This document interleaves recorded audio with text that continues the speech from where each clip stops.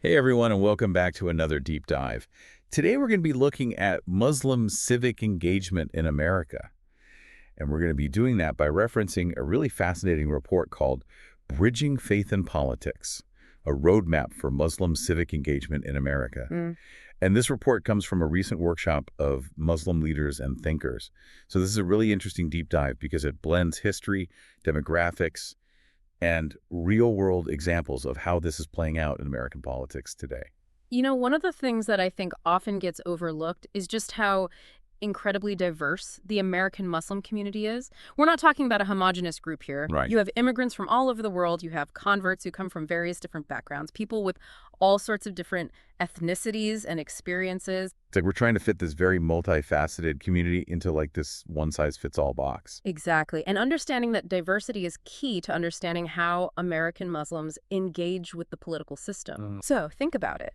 Early Muslim immigrants, especially in the late 19th and early 20th centuries, they were primarily focused on things like economic survival, building communities. Makes sense. Civic engagement wasn't necessarily top of mind. Right. You're trying to just like get a foothold in a new country. But as second and third generation Muslims started coming of age, things began to shift. Okay. They had a different set of priorities, a deeper sense of belonging, and frankly, a greater desire to kind of shape the world around them. So we're seeing like a generational shift towards an increase in civic engagement. Exactly. And this is happening at a time when the American Muslim population is experiencing incredible growth. Yeah. In fact, it's projected to become the second largest religious group in the U.S. by 2050, surpassing Jewish Americans. Wow. So that's a huge potential. Yeah, I had no idea it was that significant.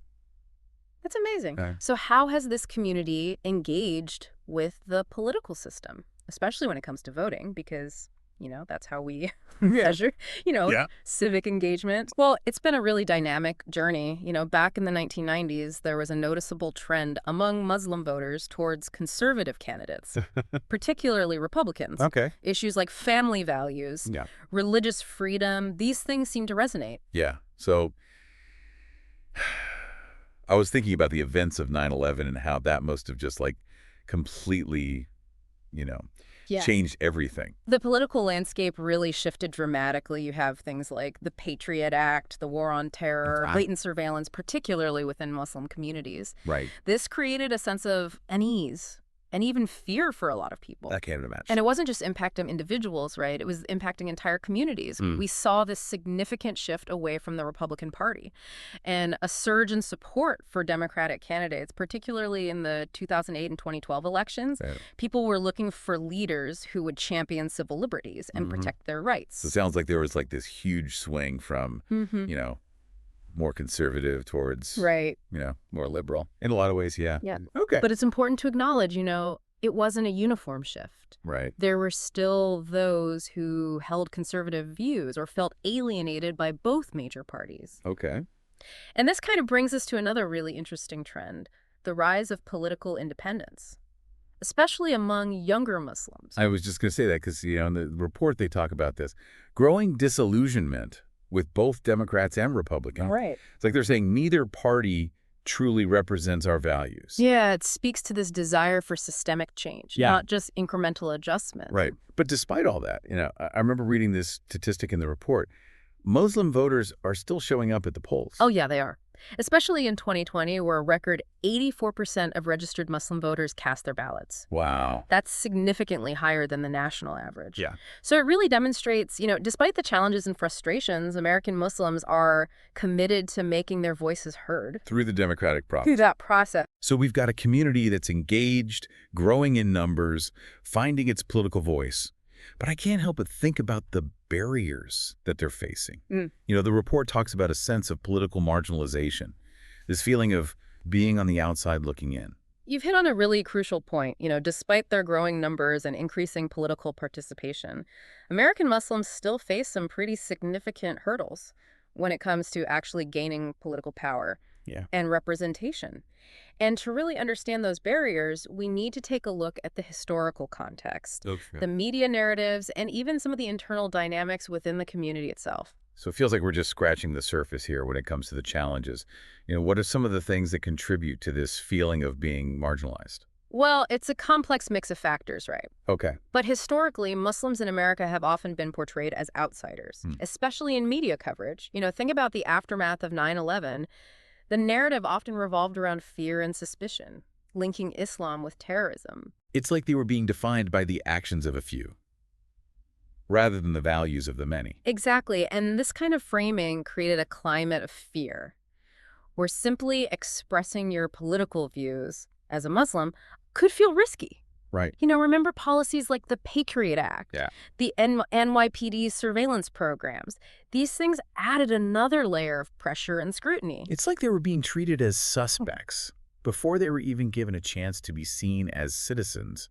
And then there's the issue of Islamophobia, which, unfortunately continues to be this major obstacle. Oh, absolutely. Islamophobia isn't just a social problem, it's a political weapon. It's used to divide communities, to fuel prejudice, Right. and ultimately to limit the political power of American Muslims. So they're fighting this battle on multiple fronts. They're trying to navigate a system that's kind of stacked against them, while also, combating prejudice and discrimination. Yeah, it's a challenging landscape for sure. Yeah. And it's important to acknowledge that there are internal challenges too. The report mentions divisions within the Muslim community itself, Okay. differences in political priorities that make it difficult to present a unified front. That makes sense, right? Yeah. You have folks that are focused on civil rights, others who are more concerned with, foreign policy, some who are prioritizing social justice issues. Ah, How do you build a cohesive political strategy with so many diverse perspectives? yeah, that's $1 million question, right? How do you find that sweet spot where you can address shared concerns Right. while respecting individual differences? It's a delicate balancing act for sure, but the report offers some guidance. Go ahead. It talks about the importance of building consensus through community forums, Yeah. developing unified policy platforms Okay. that highlight common ground, and collaborating with other faith-based and minority groups. So it's all about coalition building, right? Yeah. Finding allies who share similar goals. Exactly, and working together to achieve them. And in terms of specific policy areas, the report highlights several key priorities. For example, many American Muslims are deeply invested in advocating for stronger hate crime protections, not just for themselves, but for all marginalized groups. It's recognizing that their fate is tied to the fate of other minority communities. Yeah. That solidarity is key. Exactly. And then you have issues like ensuring equal access to education and economic opportunities. These are fundamental concerns that resonate with people Right. across religious and cultural lines. Yeah. And the report specifically mentions culturally competent healthcare as well. Yes. Making sure that the healthcare system is responsive Right. to the needs of a diverse population. And we can't forget about foreign policy, because for a lot of American Muslims, what's happening in the Middle East or South Asia or Africa is deeply personal. They have family, they have friends, they have, cultural ties to these regions. Absolutely. So advocating for peace, for human rights, for humanitarian aid, it becomes a natural extension of their faith Right. Yeah. and their lived experiences. So translating this diverse set of priorities into concrete political action requires a lot of strategy. It does, and a deep understanding of how the American political system works. Right. It's not enough to just vote. Right. You need to know how to engage with lawmakers, how to build coalitions, how to leverage the media, how to use the legal system to your advantage. That's where the roadmap part of this report becomes so valuable. It's not just about identifying the problems, it's about providing a pathway for action. And one of the key strategies that the report highlights is the importance of local elections. It might seem counterintuitive, Okay. but they argue that these often overlooked races are actually crucial entry points for building political power. So it makes sense when you think about it, right? Local officials make decisions that directly impact people's daily lives. Schools, policing, zoning, these are all areas where Muslim voices need to be heard. And the report specifically highlights the importance of school boards.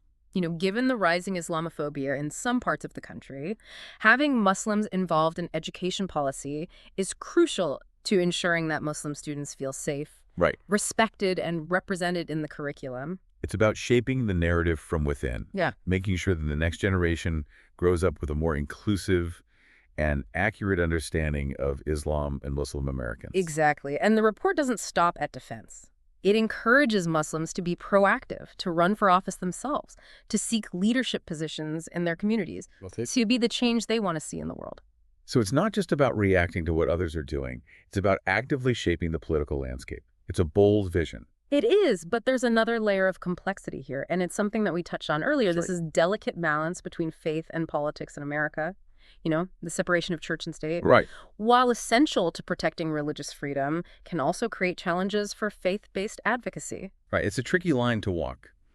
How do you advocate for policies that are informed by your faith without, crossing that constitutional boundary? Well, the report suggests looking at successful examples from other faith communities, Okay. particularly Jewish and Christian advocacy groups. They've been navigating this terrain for decades, and they've developed some really effective strategies. So it's about learning from those who've come before, seeing what works, what doesn't, and adapting those lessons to the unique context of the American Muslim experience. Exactly. Organizations like the ADL, for example, have been very successful in combating anti-Semitism through a combination of legal challenges, lobbying efforts, and public awareness campaigns. Okay. Christian groups have also been effective in advocating for policies related to issues like abortion and school prayer, always framing their arguments within the context of religious freedom. So it's about finding that sweet spot, that space, where you can advocate for policies that align with your faith values, while respecting the, constitutional framework of the United States. Right. And it's important to remember that the goal here is not to impose Islamic law on the country. Right. It's about ensuring that American Muslims have the same rights and opportunities as any other religious group, that their voices are heard, and their concerns are addressed by policymakers. It's about being a part of the conversation, not dictating the terms, but contributing to a more just and equitable society. Exactly. And this brings us to an important point. The report doesn't shy away from the fact that change takes time. It requires sustained effort, strategic thinking, and a willingness to work both within and outside the system. It's about playing the long game, Hmm. recognizing that building lasting political power is a multi-generational endeavor. You got it. And that leads us to the final section of our deep dive. Okay. What does the future hold for Muslim civic engagement in America? What are the long-term strategies that will be crucial for achieving lasting influence? So we talked about the need for this long game, this multi-generational approach. Right. But what does that actually look like in practice? What specific strategies are needed to make sure that American Muslims have, a lasting impact on the political landscape? Well, the report really emphasizes the importance of building a pipeline of future leaders, young people who are equipped to navigate the complexities of the American political system. So it's about more than just getting people to vote. It's about cultivating a new generation of politically savvy and engaged citizens. Absolutely. And the report gets pretty specific about how to achieve that. Okay. They talk about the need for robust voter registration and education campaigns, especially targeting young people. It's like that old saying, if you don't vote, you don't have a voice. But it goes deeper than that. It does. It's about understanding the issues, knowing the candidates, making informed choices. Right. And it's not just about educating voters. It's about training leaders. Okay. The report highlights the need for youth political leadership programs, mentorship opportunities, and even partnerships with organizations that specialize in political training. It sounds like they're talking about creating a whole ecosystem of support, a space where, young Muslims can learn from those who have come before, hone their skills, develop their own political voice. That's a great way to put it. And this kind of training needs to go beyond the basics of campaigning and lobbying. Okay. It needs to equip young people with the skills to navigate the unique challenges that come with being a Muslim in American politics. Right. How to deal with Islamophobia, how to frame your arguments within the context of religious freedom, how to build bridges with other communities. So it's about preparing them for the realities of the political arena, both the opportunities and the obstacles. Absolutely. And speaking of obstacles, the report is very clear-eyed about the fact that Islamophobia and structural barriers aren't going away anytime soon. Right. It's going to take sustained effort and strategic thinking to overcome those challenges. But they're not suggesting that American Muslims go it alone, are they? No, quite the opposite. The report emphasizes the importance of building strategic alliances with other civic organizations, groups that share similar goals and values. So we're talking about reaching out to interfaith groups, civil rights organizations, labor unions, environmental groups. The possibilities are endless. It's about finding that common ground, recognizing that you don't have to agree on everything, to work together on issues where your interests align. Exactly. And it's not just about working within the system. The report also stresses the need for American Muslims to be more proactive in shaping the narrative about their community. Okay. That means challenging stereotypes, highlighting their contributions to American society, and using media, both traditional and social media, to amplify their voices. It's about reclaiming the story, Yeah. not letting others define who they are or what they believe. You nailed it. And I think that's a really powerful message to end on. The future of Muslim civic engagement in America is ultimately about empowerment. It's about taking ownership of their narrative and about shaping a future that reflects their values and their vision for a more just and equitable society. So what does this all mean for you, our listeners? How can we take these insights and apply them to our own lives? I think the most important takeaway here is that the story of American Muslims is, in many ways, the story of America itself. Okay. It's a story about this ongoing struggle for inclusion, representation, and the pursuit of a more perfect union. And it's a story that we're all a part of, whether we realize it or not. So as you go about your day, think about the themes we've explored: the power of civic engagement, the importance of coalition building, the need to challenge prejudice and discrimination. Ask yourself, how can I contribute to a more inclusive and representative democracy? How can I be an ally to those who are fighting for their rights and for their voices to be heard? Those are questions worth pondering, because the future of American democracy depends on all of us being active, informed, and engaged in the process. And on that note, we'll leave you with one final thought. How might the increasing political engagement of American Muslims reshape the future of American politics? The answer to that question, dear listeners, is up to all of us. Until next time, keep diving deep.